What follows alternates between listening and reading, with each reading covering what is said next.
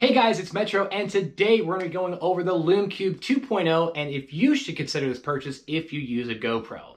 Now, if you have a GoPro Hero 8 or any of the GoPros, you should know that shooting at night, the footage is lackluster to say the least. So what I did here is I actually picked up the Lume Cube 2.0 and then bought a case specialty for the GoPro, especially since now if you have a GoPro, you know that it no longer has an external case.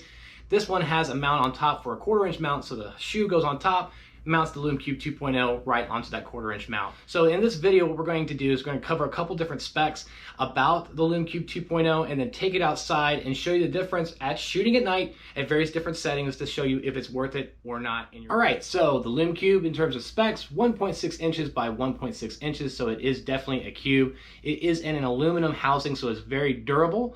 It is about 3.5 ounces and waterproof up to 30 feet.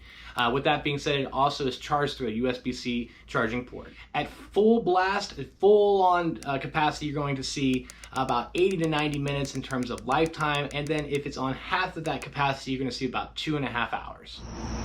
All right, so we are outside in the dark. Let's turn the Lume Cube on. This is on setting 1. I have the warming gel and diffuser on it. Next setting.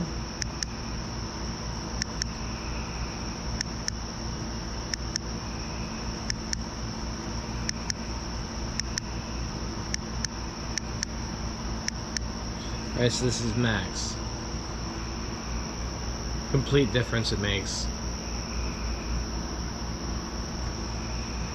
So if you found any value in this video, please hit the like button, subscribe to my channel, and send me your comments as I do respond. As always, thanks for watching, but until next time, let's keep moving.